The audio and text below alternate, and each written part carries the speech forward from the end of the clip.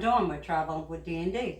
Hey, and I'm Danny, and today we're going to talk about Honolulu and what we did in Honolulu. We arrived and we were there for 2 days. We were right in the port area. It's a beautiful port area with the Aloha clock tower at night, and it's just a beautiful place. And it also gave us an opportunity to, do some shopping, doing some walking around. I actually found out that I had forgotten my bathing suit. And so we went shopping for a bathing suit for me. Which I wouldn't have minded if he didn't get a bathing suit and we swam around, but I think the other cruisers wouldn't have liked it very much. Yeah, I think I would have been arrested and thrown off the ship. But anyway, so downtown area, really, really great. We were able to do a lot of things. We set up a big self excursion to go to Pearl Harbor. That was a real important thing. Wanted to give some tips on that too for people. There's a lot of people that are buying tours of Pearl Harbor and this and that, and they're paying good money for it. And that does not include the boat ride out to the USS Arizona. The way to get those tickets is to go to recreation.gov and reserve a spot. And you do that 60 days out. So 60 days out, I reserved spots for us to go on the Arizona, and then other people are allowed to wait in line if space opens up. But there's only 1,300 of those tickets every day. So that's a very important thing about Pearl Harbor. And let's talk a little bit about the grounds at Pearl Harbor and what you thought of the area. Well, I had been there in 1983 with my mother and father and brother, and I actually was able to bring a friend. We went to Pearl Harbor and Honolulu and saw a lot of sights, but it was something to a very respectful sight to see. And so remember how you dress and how you behave. The grounds have expanded quite a bit since 1983 and going out on the boat ride. It was a wonderful experience. I learned a lot more. I was 13 when I went out there the first time. So it was quite the difference when I went there this time. When we went together, we were going in a totally different area. They had all statues and memorials all around outside where you could walk along the water. It was a hot day that day too. It was hot. It was really hot. Yeah, it was. And we really enjoyed ourselves because he did all the planning. We were able to get right in our line, right where we were supposed to be, and be able to get on the ferry, which was beautiful planning on his part. He did all the planning and able to get there. And so it was a lot more that I remember now. It was stunning. But the way he planned it, that we get there, we had enough time to actually go around the grounds. He made sure that we had enough time to go around.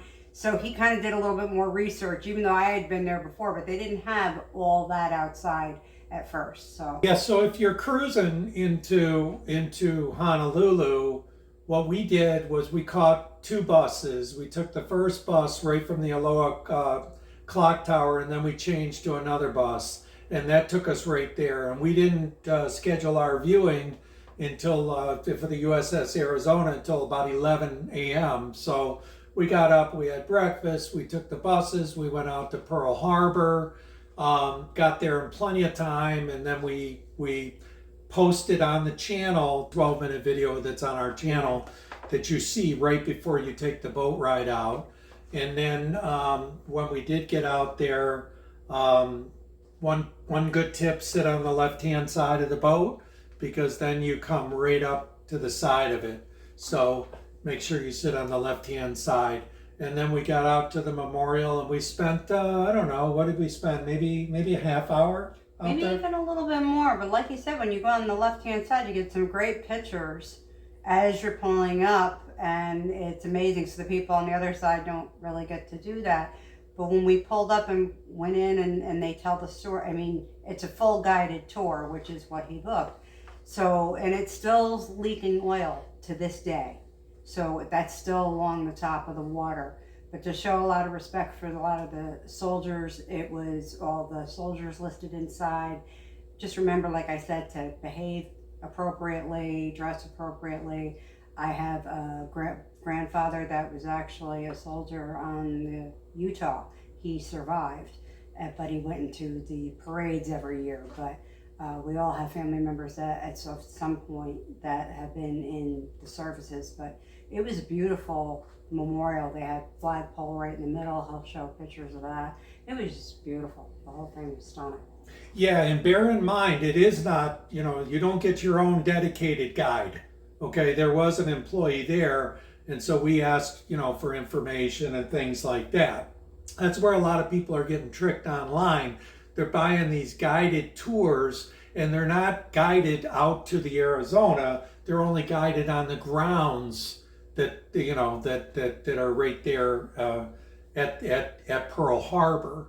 So yeah, that was a real solemn time. We both have connections to that period of time. My father was in the Air Force in World War II. I was just honored to be back at Pearl Harbor and how it expanded and the honor that they're doing for these soldiers, and still do to this day. They have soldiers that passed away since, and they have divers that go down and do statues in memorial because they want to be with their shipmates from that day. So if you do want to go to either the USS Oklahoma or Utah, you can also make those reservations at recreation.gov. So, and they only do certain days a week.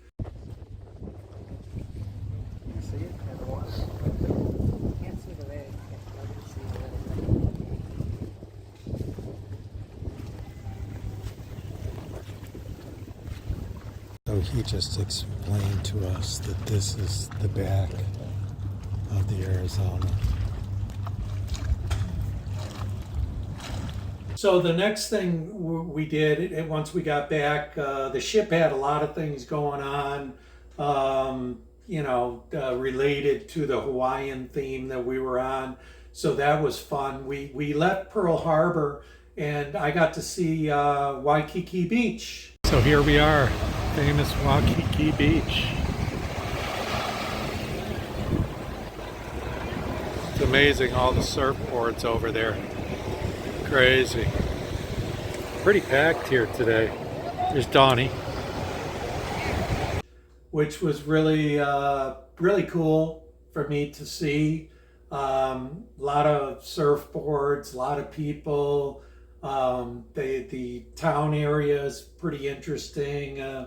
What did you think of Waikiki? Well, I had been to Waikiki and we stayed at the Hyatt in '83, so I got to show him that, and we went to the beach area, which is wide open and it's beautiful.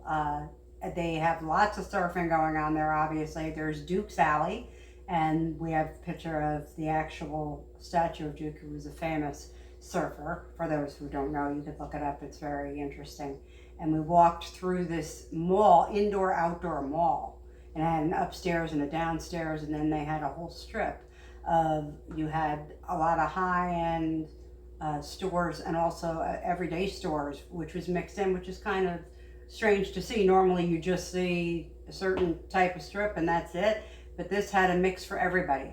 So it was really very interesting, but we walked quite a bit of it and looked through the stores, and of course always looking for coffee, whether it be iced or the Hawaiian shaved ice. And so we had a really good time, and taking the pictures, and it was hot again that day, but it was very, very good. This is downtown Honolulu by the Aloha Clock Tower, which is, as you can see, lit up. Beautiful.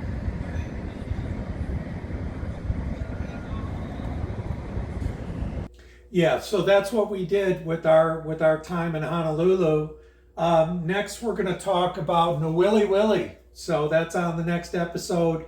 Want to ask all of you to please subscribe to the channel and give us a thumbs up. And those who have subscribed, thank you. Those of you who are, and you're returning, we thank you for that. Those of you who have not subscribed, we hope that you do. Mahalo for watching this video. We appreciate it. And anybody who's just started watching, go back and look at our other episodes, because they're good. These episodes, we're creating them to be able to kind of last. So We thank you all for showing Give up. a thumbs up. Yeah, we appreciate you all. Bye. Bye bye.